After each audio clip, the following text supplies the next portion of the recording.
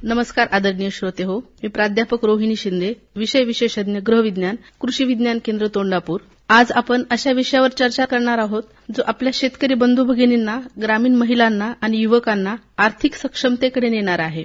तर आजचा विषय आहे सोयाबीन आणि सोयाबीनवरील प्रक्रिया. सोयाबीनवर प्रक्रिया करून कृषी उत्पादनात मूल्यवर्धनाचं जे शक्तिशाली जे साधन म्हणून आपला आज सोयाबीनच्या प्रक्रियेकडे पाहता येईल.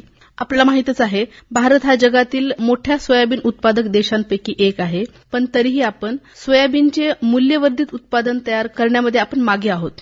मूल्यवर्धित उत्पादनं म्हणजे सोयाबीनपासून बाजारामध्ये कुठले कुठले पदार्थ आपल्याला तयार करून आणता येतील किंवा आज ते बाजारामध्ये उपलब्ध आहेत. तर यामध्ये सोया मिल्क आहे, ज्याला आपण सोयाबीनचं दूध म्हणू शकतो. सोया टोफू आहे, त्याला सोयाबीनचं पनीर देखील आपण म्हणू शकतो. सोयाबीनचं पीठ आहे, सोयाबीनचं पीठ आपल्याला मल्टीग्रेन आटामध्ये सुद्धा वापरून मल्टीग्रेन आटा तयार करता येईल. त्यापासून स्नॅक्स आहेत, सोयाबीनचे पापड आहेत. असे अनेक प्रकार आहेत ज्यांची सध्या बाजारामध्ये प्रचंड मागणी वाढत आहे. म्हणूनच सोयाबीन प्रक्रिया ही केवळ पोषणापुरती महत्वाची नसून ग्रामीण उद्योजकतेचा हा मोठा मार्ग बनताना सध्या दिसत आहे. आपण आता पुढे पाहूया की सोयाबीनचं आपल्या आहारामध्ये काय पोषण मूल्य आणि महत्व आहे. तर सोयाबीनला आपण शाकाहारी मांस म्हटलं तरी वावगं ठरणार नाही, कारण सोयाबीनमध्ये 40 ते 45% प्रथिनं आहेत, 20% फॅट आहे. याच्यामध्ये एकदम उच्च गुणवत्तेचे अमायनो ऍसिड्स आहेत. याच्यामध्ये कॅल्शियम भरपूर प्रमाणामध्ये आहे, आयर्न आहे, फायबर आहे आणि व्हायटामिन सुद्धा सोयाबीनमध्ये खूप मोठ्या प्रमाणामध्ये उपलब्ध आहेत. यामुळं आपलं जे आरोग्य आहे हे सुदृढ आणि सक्षम राहण्यासाठी आपल्याला फायदा होईल. सोयाबीनचे फायदे आपल्याला काय काय घेता येतील, तर जेव्हा आपण या सोयाबीनचा आपल्या आहारामध्ये समावेश करू, तर सोयाबीनचा आहारामध्ये समावेश करताना जी बालकं आहेत, किशोरवयीन जे मुलं मुली आहेत, गर्भवती महिला आहेत, खेळाडू आहेत, वृद्ध व्यक्ती असतील, या सर्वांसाठीच हे त्या वयोगटानुसार सोयाबीन हे एक उत्तम अन्न आपल्याला मिळू शकतं. यामुळे होतं काय, रोगप्रतिकारक शक्ती वाढते. लहान मुलामधलं कुपोषण कमी करण्यासाठी याचा चांगला आपल्याला फायदा करून घेता येऊ शकतो. आणि सोयाबीन हे प्रत्येक शेतकऱ्याच्या घरामध्ये पिकतं, प्रत्येक शेतकऱ्याच्या शेतामध्ये सोयाबीन पिकतं. यामुळे हे कमी खर्चात उच्च दर्जाचं पोषण आपण समाजाला देऊ शकतो. म्हणूनच सोयाबीन हा एक सहज उपलब्ध होणारा आणि एक चांगला पर्याय पोषणासाठी आपल्याला मिळू शकतो. तर आपण पुढे पाहूया की सोयाबीनची प्रक्रिया म्हणजे काय आहे. तर सोयाबीनची प्रक्रिया म्हणजे काय, कच्च्या सोयाबीनला प्रक्रियायुक्त पदार्थामध्ये किंवा मूल्यवर्धित त्याची उत्पादनं तयार करून जी आपण बाजारपेठेमध्ये आणू त्याला आपण सोयाबीनची प्रक्रिया असं म्हणू. मग सोयाबीन प्रक्रिया करण्याचे फायदे काय आहेत, तर जे कच्चं सोयाबीन आहे किंवा जे सोयाबीन आपण शेतामध्ये पिकवल्यानंतर त्याची मळणी करतो त्या सोयाबीनला कमी भाव लागतो. पण चांगला भाव जर आपल्याला लावायचा असेल तर या सोयाबीनला थोडंसं आपण क्लिनिंग ग्रेडिंग केलं. सगळ्यात पहिली प्रक्रिया आहे त्याला साफ करणे, त्यातला काडी कचरा जो आहे तो दूर करणे आणि मग त्याला जर आपण आपल्या बाजारामध्ये घेऊन गेलं तर निश्चितच आपल्याला भाव हा चांगला मिळू शकतो. याच्यापासून दुसरं मग आपल्याला काय उत्पादन करता येतील, तर थोडेसे टिकाऊ पदार्थ आणि जे वापरायला सोपे असतील. कारण सोयाबीन आपल्या आहारामध्ये यासाठी आलं नाही की ते सोयाबीन खायचं कसं याचंच आपल्याला आतापर्यंत माहिती नव्हती. तर थोडंसं आपण तंत्रज्ञानाचं शिकलं, थोडीशी माहिती घेतली की सोयाबीन खायचं कसं, ते वापरण्यासाठी जर आपण सोयीचं त्यांना ग्राहकांना जर उपलब्ध करून दिलं तर मला असं वाटतं की सोयाबीनचा जो वापर आहे हा रोजच्या आहारामध्ये चांगला होऊ शकतो. या सगळ्या प्रक्रिया जर आपण केल्या तर शेतकऱ्याला आर्थिक नफा हा चांगला मिळू शकतो, रोजगार निर्मिती मोठ्या प्रमाणामध्ये मिळेल आणि ज्या ग्रामीण महिला आहेत त्या घरबसल्या उद्योग सुरू करू शकतील. तर हे सोयाबीनपासून कुठले कुठले मूल्यवर्धित पदार्थ तयार करता येतील याच्या बाबत आपण थोडीशी माहिती घेऊया. तर पहिला पदार्थ आहे सोयाबीनपासून मिल्क तयार करणे किंवा सोयाबीनचं दूध तयार करणे. हे दूध का तयार करायचं, तर बऱ्याच लोकांना जे जनावरांचं दूध आहे त्याची ॲलर्जी असते, त्या दुधातले जे लॅक्टोज असतं त्या लॅक्टोजची ॲलर्जी असते. म्हणून सोयाबीन हे लॅक्टोज फ्री दूध असल्यामुळं याला ॲलर्जी असण्याचा प्रश्न नाही, त्यामुळे हे पचनास हलकं आहे. याच्यामध्ये मोठ्या प्रमाणामध्ये प्रथिन आहेत आणि कॅल्शियम आहे याच्यामध्ये, आणि लॅक्टोज फ्री असल्यामुळं याच्यामध्ये मोठ्या प्रमाणात प्रथिन आणि कॅल्शियम असल्यामुळं बाजारपेठेमध्ये याची मागणी आता वरचेवर वाढत आहे. या दुधाचा वापर आपण कॉफी, चहा, आईस्क्रीम आणि जी बेकरीची जी उत्पादन आहेत याच्यामध्ये आपण या दुधाचा वापर करू शकतो. म्हणजे जर आपण सोयाबीनचं दूध तयार करत असू तर आपल्याला मार्केटमध्ये सोयाबीनचं दूध विकताना चांगला वाव आहे.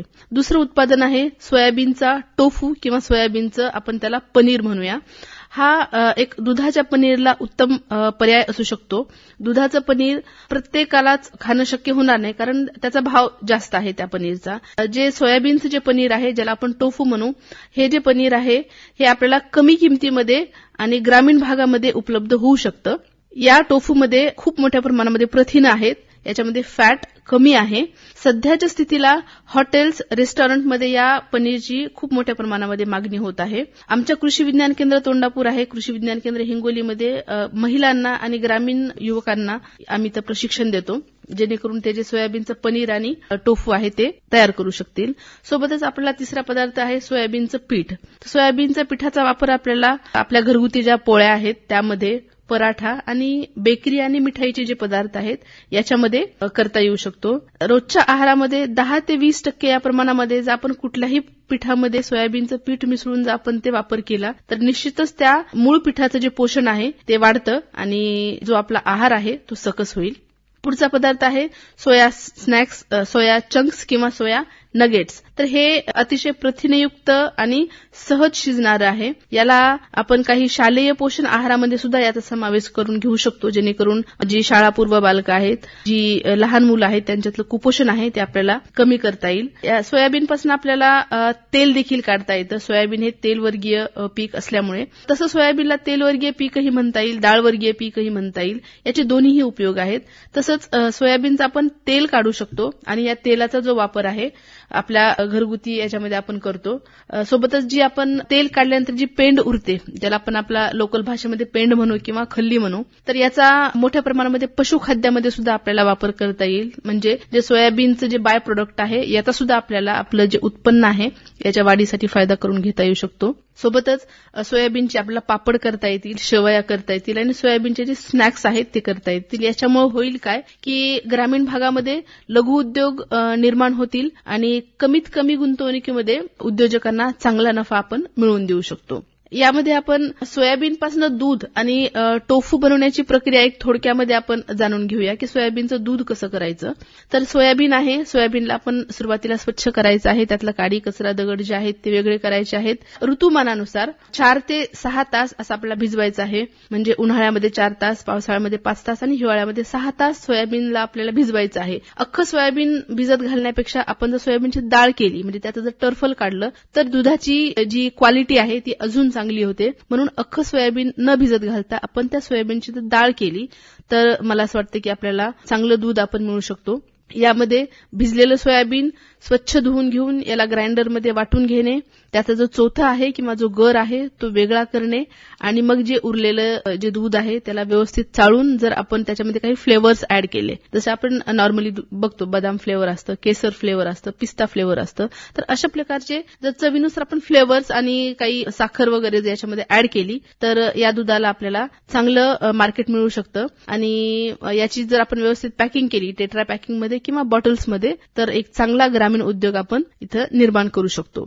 दुसरा महत्वाचा आहे पदार्थ ज्याला आपण सोयाबीनचं पनीर किंवा टोफू म्हणू. आपण सोयाबीनच्या दुधाची जी दूध बनवण्यापर्यंतची जी प्रक्रिया आहे ती सेमच करायची आहे, ती सारखीच करायची आहे. त्यानंतर जे दूध आहे ते 80% आपल्याला थंड करून घ्यायचं आहे आणि त्यानंतर ते दूध फोडायचे. मग त्याच्यामध्ये आपल्याला लिंबाचा रस टाकता येईल, सिट्रिक ऍसिड टाकता येईल, मॅग्नेशियम क्लोराईड टाकता येईल. हे कोॲग्युलेटर टाकून आपल्याला ते दूध फाडणे आणि मग त्याला त्या दुधाला पाण्यापासून वेगळे करणे, जो दह्यासारखा जो भाग त्यातला जो घट्ट झालेला आहे तो गोळा करून त्याला पनीर प्रेस नावाची जी मशीन आहे त्यामध्ये प्रेस करणे आणि मग त्याचे आपल्याला पाहिजे त्या आकारामध्ये किंवा पाहिजे त्या वजनामध्ये त्याचे तुकडे करून त्याला पॅकिंग करून त्याची विक्री करणे. हा सुद्धा एक ग्रामीण महिलांनी घरगुती उद्योग म्हणून एक सहज सोपा उद्योग यांना करता येऊ शकतो. मग आता हा उद्योग करायचा खरा, पण हे करण्यासाठी मग यंत्रसामुग्री काय लागतील.